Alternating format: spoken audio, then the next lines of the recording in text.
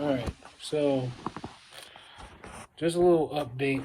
I made some modifications, right? So basically, what I did now, I'm actually at this point where I'm actually like now one of those.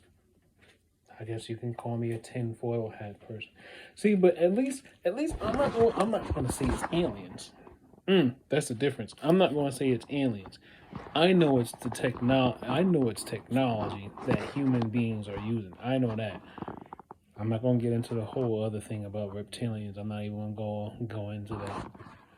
But I know that it's technology being used by human beings that are transmitting frequencies into the brain and everything like that. Now, what I did was I basically covered the other side of it, right? But I still feel some of the frequencies and energy penetrating. But here's the thing, it's not the same. What it feels like at this point is they had to modify or change, they had to change the amplification of the frequency or probably increase the amount of heat needed for the infrared to pass through. Whatever the case is, I'm not 100% sure, but I know when I first put it on, um, it caused some interference, right? And it lessened, it like decreased the power behind the frequency. But then, as over time, like over the like a few minutes or so, I started to slowly feel it build back up. That in itself let me know that they had to change it. They had to modify it so that it was stronger. Now get this. Remember some time ago I mentioned that Ti Hawaii Mike, what up? Um, Hawaii Mike, he told me that he had figured out something where he took two mirrors and he basically he took two 10x, that's the strength of the magnification, magnification of the mirrors. He took two 10x mirrors, put them facing each other, the mirror facing each other, and then he basically like used that to, in a sense, create almost like a, so like let's say light will reflect off of a mirror, right? But if you put it in between, it'll pass through one mirror, reflect, and then hit the other mirror. But basically going back and forth until it like, I guess, dissipates, right? This is my version of it, right? They're not completely touching. Um, this right here, I'm not sure if this is working at all, but this is basically just some material that came with this. This was supposed to be some military grade 5G EMF protecting fabric. Um, that only works to some degree. Now, when I wear this, right after I felt it, I would after I would reset myself. Basically, when I say reset myself, I would take this off, right? So, ooh, it's literally a helmet. This isn't normal. This is like like I told people before. This is aluminum tape, but the yellow that you see, this is called Kapton tape. Kapton tape is a type of special, is a special type of thermal tape that the NSA used, the military used, and it helps protect devices or whatever from electromagnetic interference, or it helps protect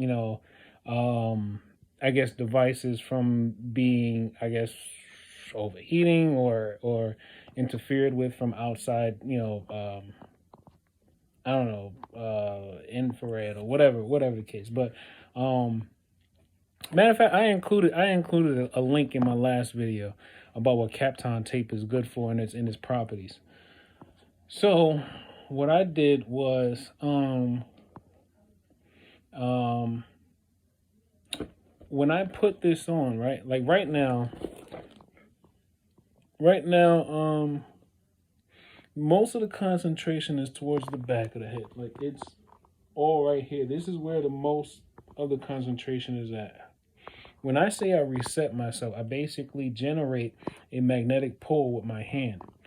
I create the pull with my hand, and I basically I pull the energy that they're storing inside the skull out. Once I feel enough of the pressure release, and you can feel the pressure release as it eventually starts to build up in your palm, and then it stretches out into your fingers. At some point you start to feel the heat of the energy building up in your hand. Hey, is that the oh no, that's just my but no, if you haven't seen the moon this evening, it looks beautiful. Um but yeah, eventually, even as I'm doing this, I'm feeling the heat and the energy collect in this aerial space right here. It's all in this space right here. Now I'm gonna remind you all, remember, aerosolized nanobots, it's everywhere. They're all highly conductive, and it basically it retains the energy collected from the frequencies that's being carried all throughout the air. Even though you can't see it, it's there. Now, this whole aerial space right here is filling up with the heat and the energy from what's been stored inside of my skull right now. Now, and I love the fact that, okay, to the average person, what I'm doing may look crazy, but to anyone that understands physics, metaphysics, nanotechnology, they will completely understand what I'm talking about. They will know what I'm talking about, because they would understand that energy at an atomic level. At an atomic level, it still has a mass. It still has a mass, and it still has a thermal property to it. Now, like I was saying, the energy is pulling up in this area here. So when I say I'm resetting, I'm literally pulling as much of the energy from my skull and is now collecting into a space. This is the space where I'm collecting it. And the energy is releasing pressure from my skull. Now, when I place this on, right?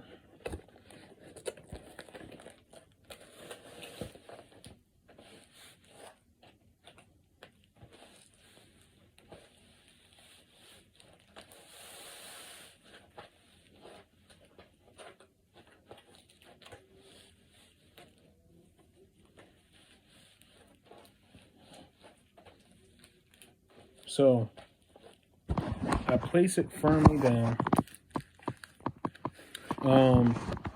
I try to protect the cerebellum as best as I could back here, because you also have the visual cortex that's back here.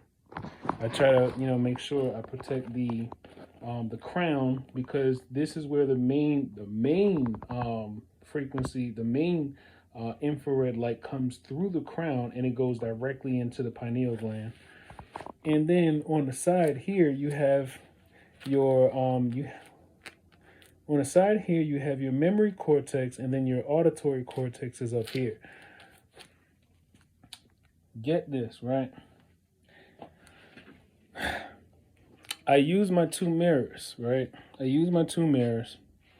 And when I have this on, it makes the spots that there are specific frequencies or energy beams that's connected to. So like, think about it. Imagine like an invisible line going here, and then it's going straight out.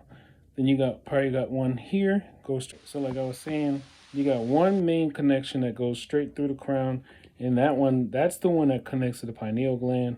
Then you got it, that one goes straight up. Then you got one that that one goes straight up, but then the one that connects to the memory processing area, that one, it seems like it goes straight to the side, but then eventually it curves. It curves up and it connects to the main beam, and then it goes straight up. Then there's one that connects to the back of the head where your visual cortex is. That one starts to go out, but then it curves up. So it all basically is like a bunch of different fibers. Like it's like there's one beam and then it branches out. There's like different like fiber. It's like different strings of frequencies that connect to different parts of the brain, right? Then I realized something. I said, okay, let me try. I said I was still feeling the penetration. So I told myself, let me see if I can trace where some of these, find the particular angles where, some of this energy I'm feeling is coming from. I kid you not, as you start to use the two mirrors, right? As you use the two mirrors, be gentle. Allow the energy that they're beaming into you to, flow with it. As you start to flow with it, as you start to flow with it, it will eventually point in specific directions. Now, watch this. You saw that I'm pointing downward like this, right? It actually leads to, if you have a satellite app, like a satellite watcher app or some type of satellite finding app on your phone, it actually points in the same direction as the Sirius satellites. Remember, I told you there's like 3 or 4 particular satellites that's supposed to be retired, but yet the app is still picking up signals or data that's coming from those satellites. Because if a satellite is retired, it shouldn't be giving off any data, right? It shouldn't be giving off any energy. Yeah. Sirius 1, 2, 3, and there's another one called Marco Polo. Those satellites, as I was going around and tracing particular energies, right?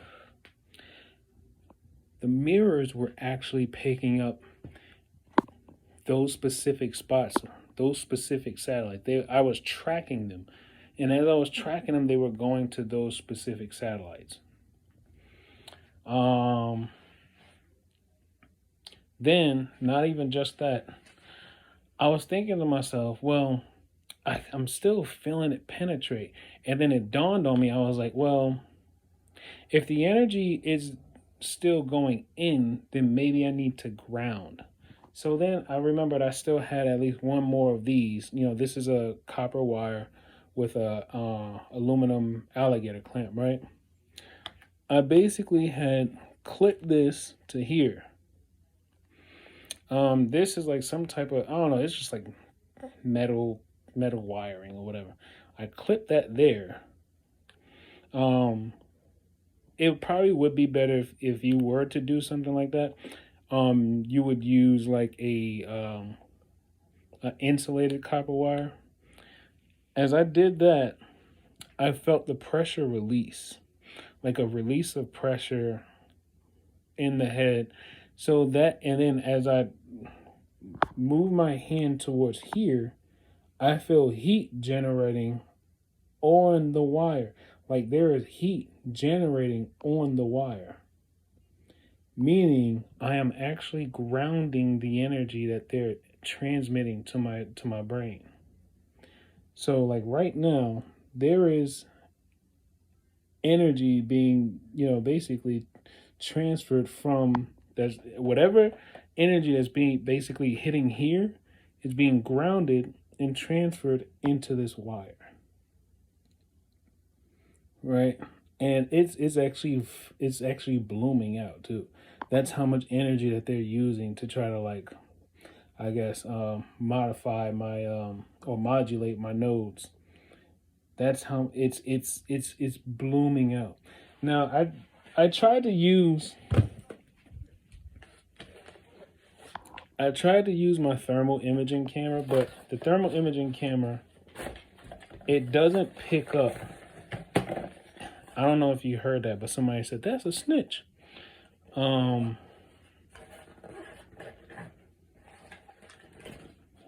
It's crazy because they're working with the government. That's crazy.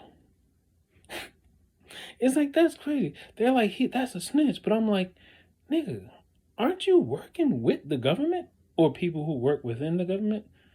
But then again, we all know that, there's dirty cops, there's dirty agents, there's, wherever there's somewhere that you can reach and grab some power, there's probably somebody dirty working within it, you know.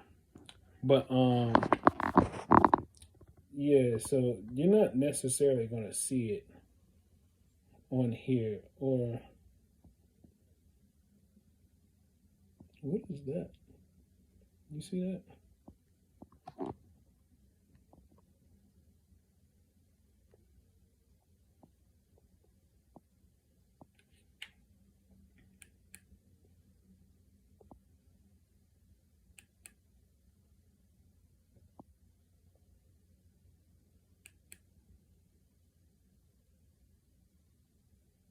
Yeah, so this is my thermal imaging camera. It uses infrared to basically try to see if it can um, locate like thermal temperature changes. Um, let me see. Is the Yeah? So you see the radiator pipe. Wait. Yeah, that's the radiator pipe.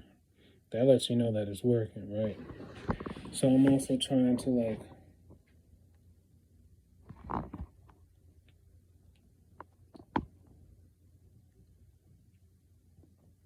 Yeah, this doesn't work as well as I would want it to, but it's still a pretty cool thing to own. In case basically you could use this. You can use this if you want to if you're trying to find out where the cool air is coming through in like your home or your window, in your windows, and you need to know exactly where the air is coming from. You can use a thermal imaging camera to find out where the cool air is coming from. And yeah, you can just seal off that area. But yeah, I mean, maybe because it's a cheap one. I know. I mean, because I'm not dropping hundreds of dollars on stuff that I'm not necessarily sure about myself. So I'll buy the cheap one first and try to work with it, and then, if I see some type of like um, progress or whatever, then I might buy a more expensive one. But anyway, yeah. So right now, it's it's currently kind of like it's currently grounding. It's currently grounding whatever energy that they're beaming into my skull. Um, you see, I increased the chest plate, the protection over the heart. And then something else I realized, because it's not firmly against the skin, that's what still allows so much of the pressure to build up, because it's not firmly against the skin. And there's a one T I mentioned, there's an exoskeleton of energy over my entire body. So if it was making direct skin contact, I probably wouldn't be feeling much of anything. But because I have all this hair under my head, it leaves a space. So that's why I still feel much of the energy. But if I press it down, if I press it down, I feel the energy release. Like it's almost pulled up. Like it gets pulled up, and then I guess because I have this grounding wire attached to the I guess I could call it a helmet. Because I have it attached to the helmet, I feel it basically leave my skull. So this whole experiment is making me actually want to cut my hair, because now I'm like, okay, in order for me to truly, truly protect my brain, I would need to have direct skin contact. To I would need to have direct skin contact, so then I can better seal off the energy from making contact with my brain or my skull, whatever. Um, Cheers. Absinthe.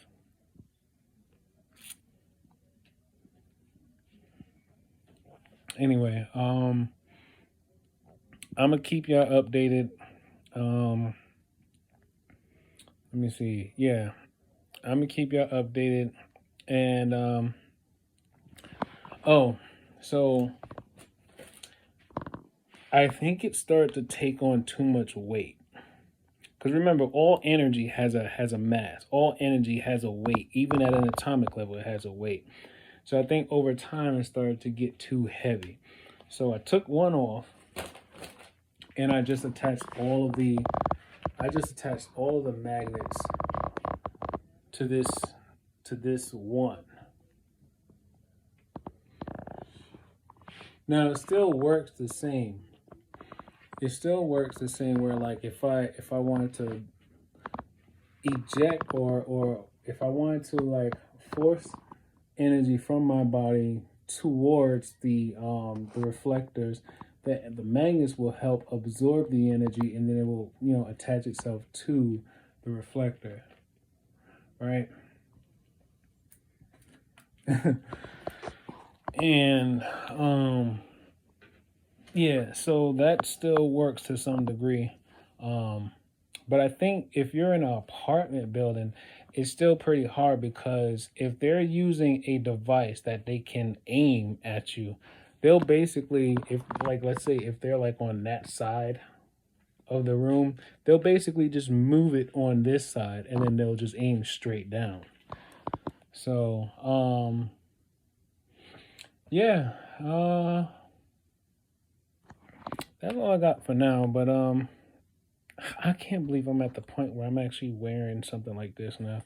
Like, I've really been trying for as long as I can to not be like that. But then, I mean, like my man Robert Stanson said, we had a pretty lengthy conversation on the phone some time ago, and he was just like, bro, it doesn't matter how much stuff that you're doing, whatever kind of materials that you put on your body. If you're not protecting your brain, none of it matters.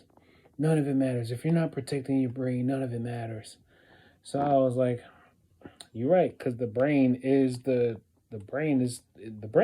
actual battle space. The brain is the actual part that you need to protect the most, because it's the brain that they're directing most of their energy to. It's the brain that they're actually trying to control, or modulate.